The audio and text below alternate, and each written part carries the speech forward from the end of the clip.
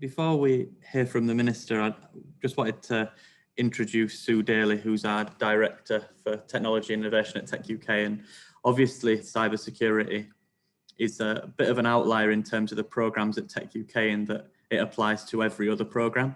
So what we do in our sector underpins a lot of the technologies that Sue works on and works with members to support growth in. So she's going to talk a little bit about that before we hear from the Minister. Over to you, Sue.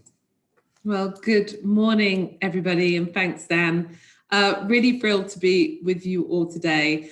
And as Dan said, I have been asked to chair this portion of today's event and to really perhaps ground the conversation that we're about to have within the wider context of the UK digital transformation and what comes next. As Dan said, I'm Director of Technology and Innovation at techUK, and my role is to really lead all the programs of work that we're looking at, technologies, current technologies, but also emerging technologies and emerging innovations. So everything from quantum computing, quantum sensing, to AR, VR, to digital identity, all the way up, of course, to issues around AI and other technologies that we're working on and that we see at techUK as, and I'm sure you all do too, key to driving our digital economy. And of course, as we move rapidly towards the fourth industrial revolution over the coming decade or decades. But in parallel to this, of course, long-term transformation that we see happening all the time is we've seen over the last year and a half, rapid pace and acceleration of adoption of technologies across all sectors in industries, not just the tech sector itself, of course, but all sectors in industries as a consequence of what we've all lived through. And clearly all these technologies that we talk about, I'm sure we'll talk about today, have been, in my mind, key for keeping us all digitally connected whilst we've been physically apart. But all those technologies are of course underpinned by cybersecurity, cybersecurity technologies, which have played a really powerful, important role in protecting us all across both our working lives, our social lives, and beyond. And as Dan said, my role is much wider, but I have a background in working in the cyber industry, so it's really great to be here and with you all today. So we've heard, of course, already today that the threat landscape, is constantly evolving. So we know we need to continue and to redouble our efforts. And thankfully, I think the UK personally and techUK is in a great position across the board when it comes to cyber. We've got a vibrant SME landscape, we've got cutting edge capabilities and a digitally enabled population that all helps. I think we're well placed to meet the challenges and threats head on, as well as unlocking, and that will enable us to unlock the potential in these new technologies that we're focusing on. And perhaps make the real jump from cybersecurity just being just a manageable risk to a real business and technology enabler. I think we're also, of course, lucky to have a government that's constantly prioritised cybersecurity investment and development over the past decade, not just only tackling issues from a national security point of view, but also supporting the collaborative ecosystem, which is, of course, a key pillar of the sector we all see today. So with that in mind, and to talk about perhaps the next steps across a number of these different areas this morning, I'm absolutely thrilled and delighted to be joined and welcome the Minister for Digital Infrastructure, Matt Warman, MP, who's going to talk to us all this morning. Matt, are you there? I am. Hello. Good morning. How are you? All right. Good to see you all. Great to see you. Thank you so much, Matt, for being with us. And Minister, I'll hand it over to you. Lovely. Well, thank you, and good morning, everyone. It's a pleasure to be speaking with you today, and I want to thank Julian and Sue for the invitation to address techUK's third annual Cyber Innovation Den. We work really closely with techUK on projects such as the Cyber Exchange website, and I'm grateful for techUK's help in developing our programs. It's an organisation with an incredible reputation for engagement with the cyber community, the wider technology industry, and policy practitioners, which is what brings us all together this morning. And as I say, it's great to be here with that theme. The UK is, as Sue sort of said, the best place to start and scale a cybersecurity business, and it's often difficult for innovative SME companies to gain the traction and customer base that their products deserve. And so events like the Cyber Innovation Dem provide a showcase for companies to demonstrate how their pioneering solutions can address the pressing problems of industry. I want to talk about cybersecurity, not just because of the specialists we have here today, but also because it's essential to enabling the broader digital economy. The benefits of the digital economy are massive to the way of life and prosperity of the people across the UK. And if we don't get cybersecurity right, we'll not get the digital economy right and we'll not get those benefits. Good cybersecurity enables organizations and the public to have confidence in the use of technology and when operating online more broadly. The work of everyone here highlights that the significant scale of the global cyber threat is not a challenge that the government can solve alone. I'm encouraged that the cybersecurity sector is continuing to evolve and to innovate. Our 2021 cybersecurity analysis shows that since last year's report, there's been a 21% increase in the number of cybersecurity firms in the UK, up to almost 1,500. And similarly, the number of full-time employees in the sector is up 9% to almost 47,000. Overall, the sector is now worth £8.9 billion, indicating its resilience and importance in today's economy. As we look to build back better, as the phrase goes, from the pandemic, we need to recognise that in today's interconnected world, the success of the UK depends upon us drawing on the full range of our capabilities, including that expertise in tech, our industries, and our people. And as you may know, the government has set out its ambitions in the recently published Integrated Review of Defence and Security, and this includes establishing the UK as a world-leading, responsible, democratic cyber power. And as part of this, we've said that the government will publish a new national cyber strategy later in the year. And moreover, our plan for growth sets out how infrastructure skills and innovation will drive the UK economy. The ability of our cybersecurity sector to innovate and grow, supported by highly skilled people, is a key part of the attractiveness of the UK. So I'm keen to talk today about how important innovation and emerging technologies are to achieving those ambitions that I've just talked about. Government has for many years recognised that the cybersecurity industry is crucial to our national security and the future of our digital economy, and our work to support the sector, as Sue said, is well developed through programmes such as the Lorca Accelerator. The government has helped 72 of the UK's most promising cyber startups earn over £37 million in revenue and attract over £200 million in investment. And this year, Lorca is pivoting its support to later stage businesses. We'll be supporting 6 high potential, fast growth cyber companies selected from Lorca cohort companies to benefit from an intensive scale up program to help them achieve rapid scale and commercial growth. It's a really exciting program. And just last week, the National Cybersecurity Centre launched NCSC for startups to work with the UK's thriving cybersecurity industry to explore new ideas that will make the UK the safest place to live and work online. And applications are now open to work with NCSC for startups. And I'd encourage startups to come forward and help us in that mission. As technology advances, we need to make sure that security is built in from the start.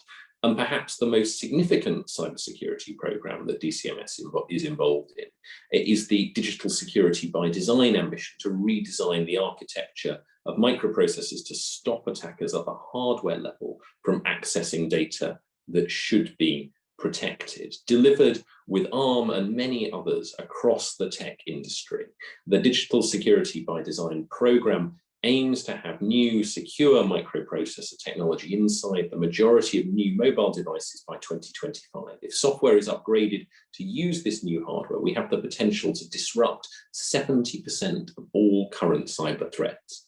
We will assist the adoption of this tech to improve cybersecurity for businesses and the wider economy, to increase productivity to the UK through reduction of days lost to cyber attacks, and make the UK a market leader through new capabilities, fostering the trust that is necessary for successful adoption of future digital services in areas such as artificial intelligence and the Internet of Things. UK businesses should be aware of this new technology to become the leaders in releasing the socio and economic benefits of more secure products and services. And shortly I'll be able to say more about what DCMS is doing to support this mission by enabling the early and wider adoption of the new digital security by design technology, and offering UK companies the opportunity to become market leaders in the adoption and delivery of digitally secured products and services. Done right, these interventions will support cyber businesses, jobs and innovation around London, Cheltenham and well beyond as we seek to level up regional cyber ecosystems across the UK. We're working with cyber clusters and the innovator community to widen opportunity and bring more individuals into the cyber workforce and increase the growth of regional cyber companies. The new UK Cybersecurity Council will also support this mission to grow and diversify the cyber workforce. To conclude, we know that the cyber threat evolves rapidly, taking advantage of weaknesses in our defences.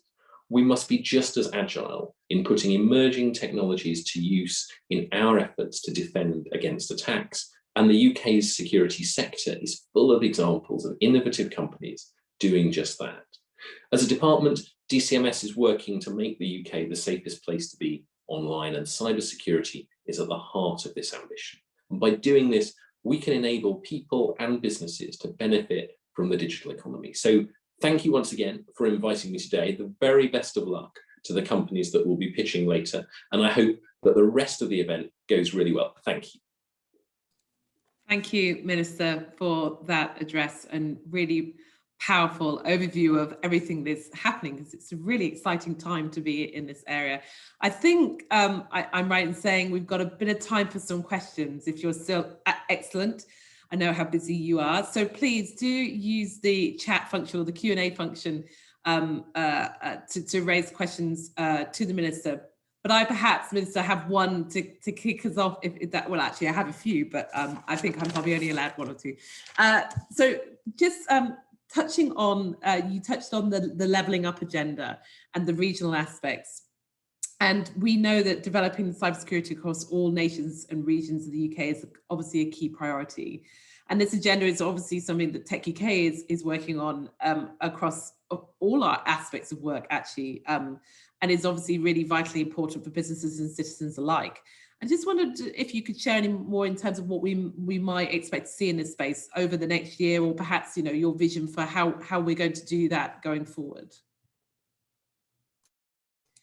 And you're still on mute. Of course I am. I think the key thing to answer that question is in some ways to highlight the diversity of response that is required. It obviously, no one thinks that there is one single solution, but I think the range of things that government needs to do working with industry is key to success. So whether it's the Secure by Design programme that I talked about just now, whether it's the Secure by Design work for devices, whether it's the NCSC, whether it's the really basic stuff that ultimately raises awareness, but at the very coalface of every business around basic passwords, around the real sort of close the windows and lock the doors kind of version of cybersecurity, or also pushing what is in many ways the same agenda at board level. I think the key thing for me in your question is not the here's the one thing we should be doing, it's the here is the significant range of packages for a sort of a multifactorial intervention. It's really great, and I agree. There's no silver bullet here, right? There's no one single answer. It's going to be a number of different things. And while actually somebody has raised a question around diversity and inclusion within the cybersecurity industry, and what is being done to promote and support neurodiversity in the industry. I wonder whether that's an issue or a topic you might be able to talk about. No, it's really, it's hugely important, and it's really interesting that this is something that has been a priority for government for a long time, but has really risen up the broader agenda for everybody, and that's great to see that it sort of, there really is, I think obviously there is huge consensus, but there is also huge commitment taking action on this. And you see for instance, in our new AI fellowship program, you've got huge representation from what were previously underrepresented groups, whether that is the disabled, whether that's women who are still consistently very poorly represented. And on the question of neurodiversity, specific programs working with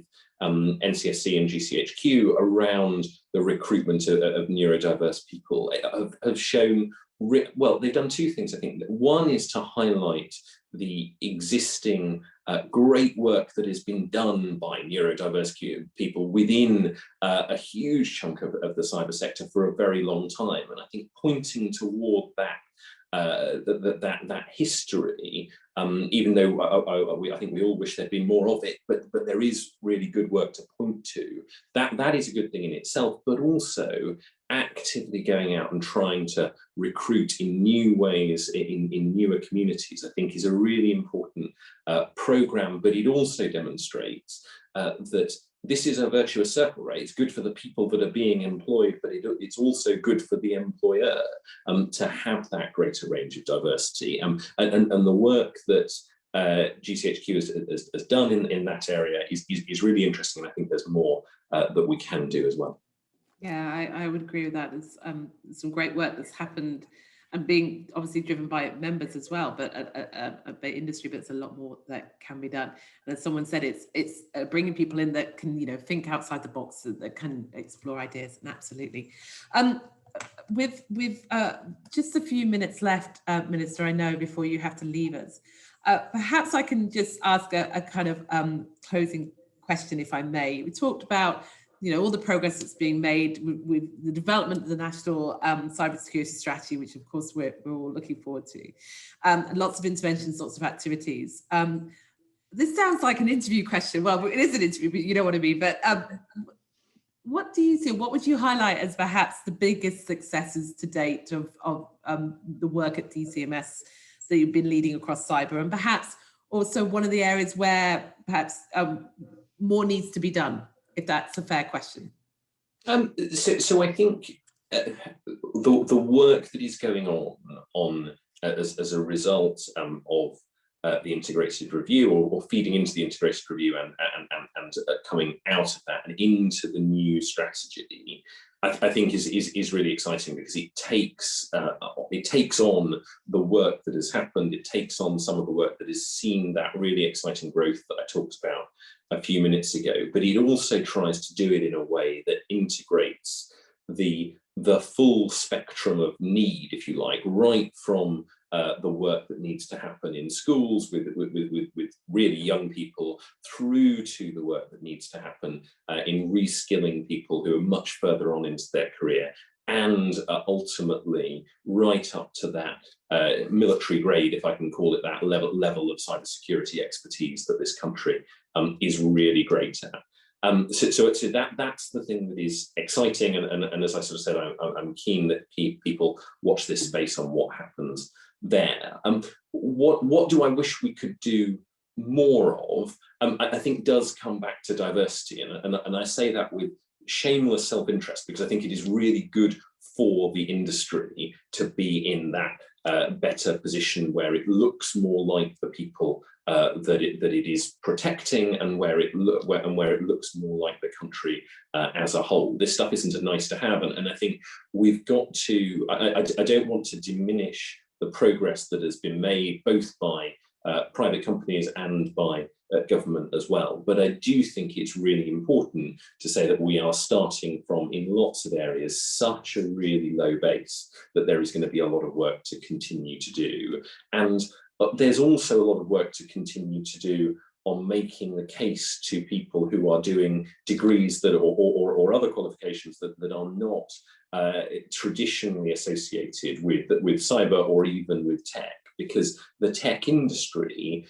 is, and if you talk to exciting companies that are growing really quickly, they are very often the ones that are recruiting much more broadly than simply computer science or whatever they might traditionally have looked towards. So I think making the case across education, that there are exciting jobs across the whole industry, and you don't have to be someone who's been obsessed with maths since you were 10 to really have an exciting career as a part of what success looks like as well. Well, it's absolutely important issue, an area, and one that we see as really, really vital for this industry as it develops going forward. So completely agree on that. And with that, unfortunately, we have run out of our time together. Thank you, Minister. Thank you, Matt, so much for really appreciate you joining us today.